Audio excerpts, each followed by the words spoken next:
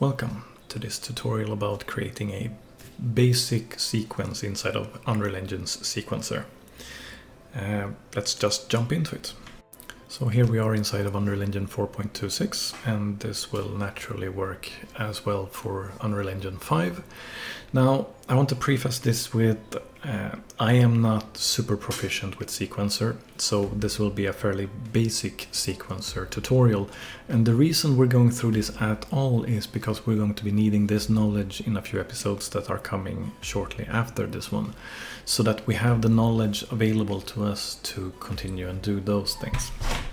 So let's just get started. So to begin with, to create a sequencer, you need to go up to, for example, up here in Cinematics, and you need to choose either level sequence or master sequence. Master sequence, if you choose that, will get this pop-up, which has a lot of default information in it, where you can set up a bunch of things. And a sequence consists of what is called shots. And by choosing a master sequence, you can get a bunch of shots started together, and a shot is basically a container in which you can place and do different things. If you have done video editing before, it is sort of similar to video editing. You have these different clips that you can like place and have aligned after each other in different shapes, and then you sort of render that out into a video. So you can either do a master sequence and have a bunch of shots, or you can, like I'm going to do right now, and choose a level sequence. Now a level sequence will ask, where do you want to create this? So it needs a file name and a position to be placed, and I'm just going to take the default one. And this is the window that you get. I prefer to have this sequencer docked down here, so it's just a tab next to the content browser, so I can easily switch between them. And this is what the sequencer consists of.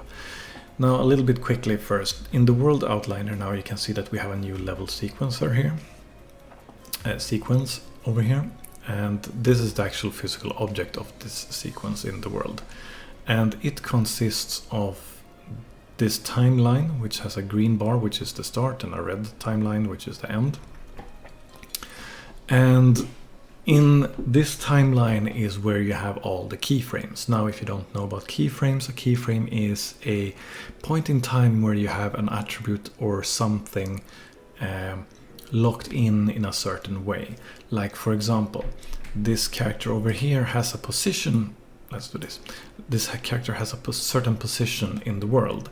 If I were to keyframe his position in one place of the world and then have a different time and a different place keyed in the timeline, that means that, for example, if it starts over here to begin with on time 0 and over here on time 30 being 30 frames because it's default 30 frames, that means that it will transition smoothly between the place it started, that's at frame 0 over here, and then over the time of a second, since it's 30 frames per second, it would transition over to its other position that was keyframed in.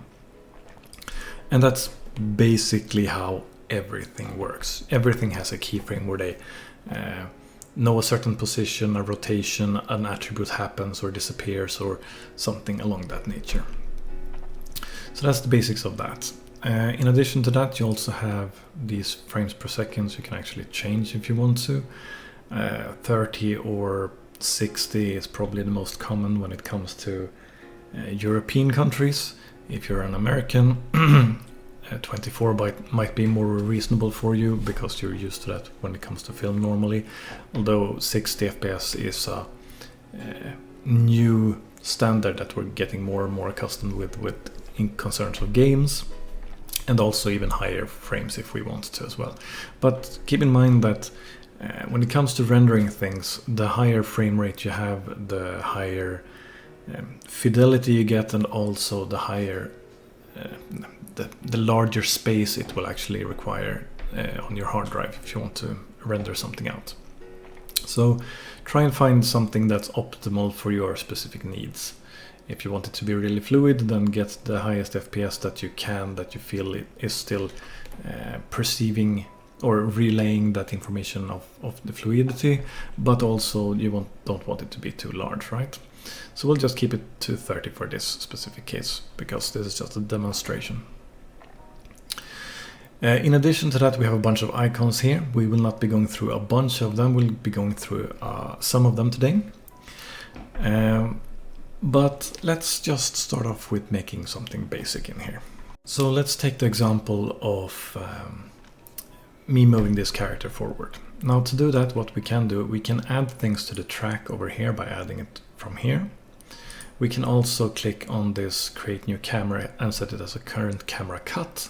This is a fairly smooth way to add your first sort of shot to something. So if you click on this now, for example, you're gonna see I'm gonna get an object over here which is a camera cut. I'm gonna get an actor connected with it, which has a component and some settings on it. And I'm also gonna get a transform that belongs to this camera actor over here. Now, the first thing that we should probably do is change our layout for our window, because most of the time when you work in Sequencer, you want to have multiple windows to see what the effects of things are. So if you click on the little arrow down here, you can go to something called layouts, and here you can set a bunch of different ways that you want to display your windows, basically this window, this viewport window, in different ways. Me personally, I don't have a super lot of screen space on this particular screen, so having more than 2 panes is not going to be very viable for me, so I'm going to be choosing 2 panes. This made our first, or our right screen, take this sort of perspective view, and our left screen sort of getting this brush wireframe view. So if we click on top here and go back to perspective, we're going to have a perspective over here as well. Now, why do we do this? Well, because this is, well, how I usually do it at least, is this I use as sort of the editor window where I go around and look and change and edit things, and this window sort of functions as my preview of what the shot will look like. Now to check that, we can go to our camera cut here and we can click on this little camera, like so. That will show you in this viewport now what this shot actually looks like. So if we were to drag this scrubber here, you can see that this is the shot that it looks like. We have nothing actually going on currently in here. So if we want to have some kind of action happening here, let's go to our cine camera over here, our actor, and we can where is that? Let's see, it's over there. There's our cine camera actor. If we were to click on this one, and you can see its position over here in the left, you can either click it over here or you can click it over here, and by doing so you can have pilot cine camera actor, which is my preferred way of setting up a shot. So if we wanted to have a specific shot, then we can just go and place this somewhere, like over here. And now going back to our talk about keyframes, we want to keyframe that this position is our start position for our camera. Then we can go to our transform down here, and we can either click on this little button here, which says add a new key at the current frame time, which will add this little keyframe indicator on the timeline. Then we can move forward to our end, which is in this case 150 frames. So we'll go to 149 then. And then we'll continue to pilot this camera and, I don't know, get it somewhere like this, because we're expecting to walk to this place. And we want to save the transform of this camera now. Then I can just press S for the same functionality as clicking here on the keyframe. So now I have a new keyframe where this actor has a new transform saved at this position, which means that if we now start to drag here, we can see what the results are of the shot for now. Going out of pilot mode, let's see, that's not the one I wanted.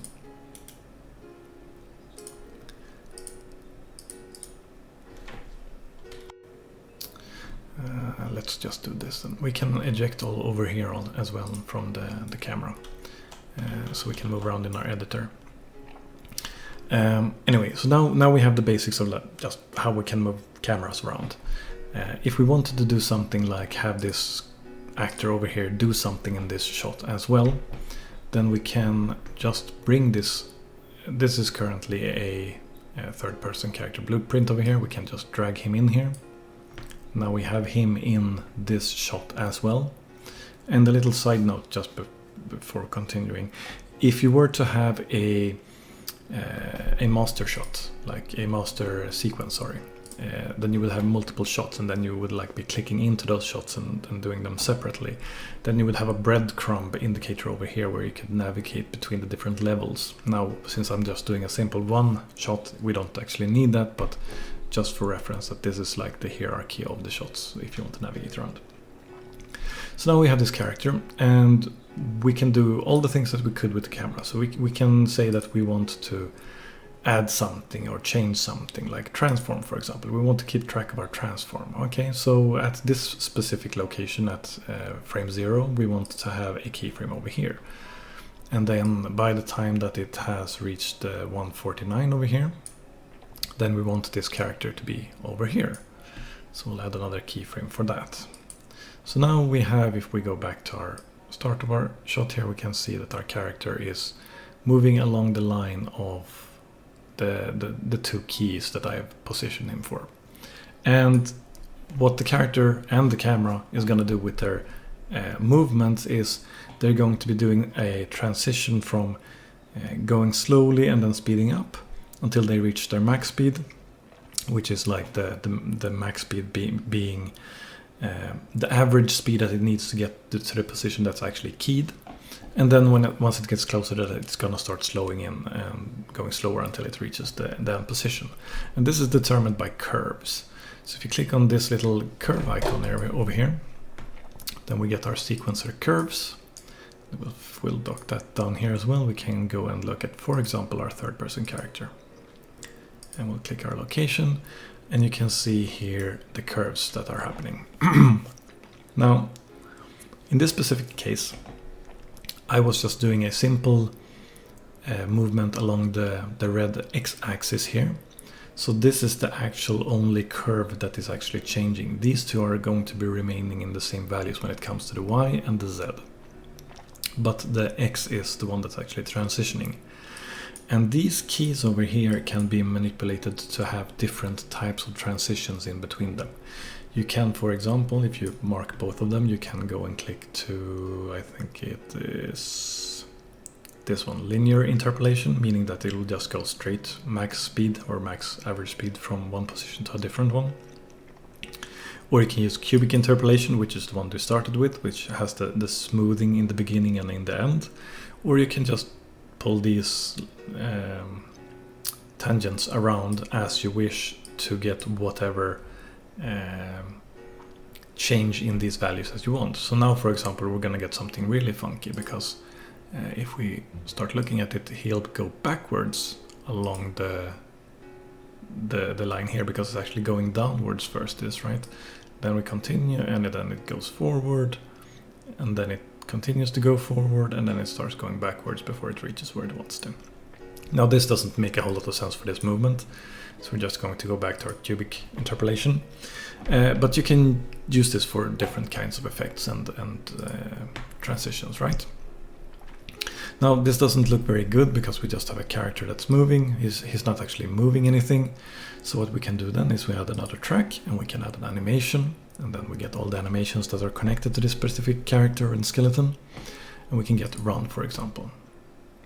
Now you can see that we get a run animation added to our track here, and then that means that once this plays, then it will be using this animation. So we'll save this.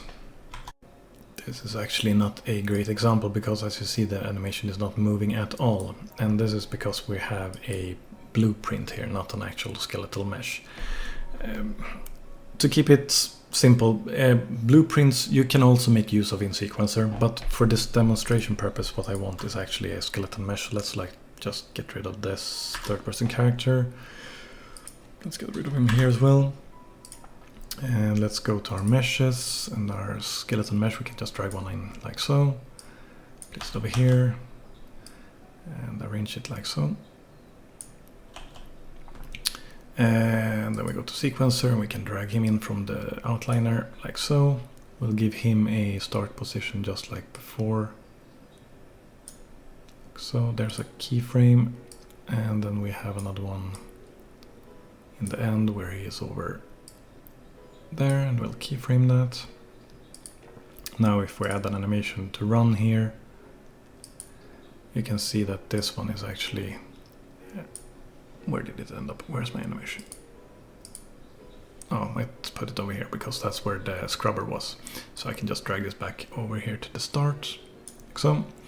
And from this you can see that the character is actually running. Now this isn't a great example of it because it's going to be running much faster than it's actually moving, but the point is here. And if you want to have this animation looping because you see that it's only going a certain time, then you can extend it for the duration that you want. So if we wanted to have the whole duration, you keep running like this. Now you see his feet are sliding incredibly because the distance he's moving is not proportionate to how far he's actually moving. So if we were to take his position, maybe, I don't know, somewhere here, and put a keyframe transform over there instead, and then we'll look at it, it looks better but not good. And also you see here is one of the issues with the curves. Also you can see how he starts to glide really much in the beginning before he gains his speed. Let's just click play here so you can actually see what it looks like. It doesn't look great either in the beginning or the start, or it looks particularly bad there. And the reason is that the curve is smoothing out in the beginning and the end, right? For the speed. So you can see over here, it's if we were to have a linear interpolation of this, there we go, then this would still not look good, but it would look better because it would have the same speed throughout. Like so. Okay, so that's the basics of that. Other than that, you can do some more advanced things. You can have blueprints execute things, and animations you can have to make things look alive, but generally all that you're doing is saving different sorts of parameters like transforms at different keyframes to make things happen. That's generally all that sequencer is.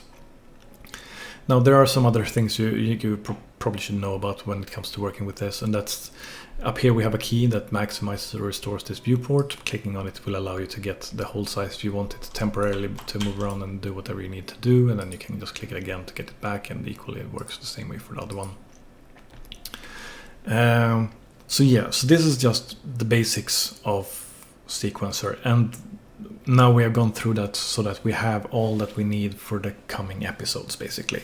So I hope everything here made sense. I know it's very bare bone and it's not super great, but it's the basics that we need for the understanding of the coming tutorials. Yeah. Hopefully you found this video helpful. If you liked the video, leave a like. If you did not like it, leave a dislike. Leave any suggestions or comments you might have down below. Subscribe and share this video if you want to see more like it in the future. That is all for now. Keep on learning. Take care.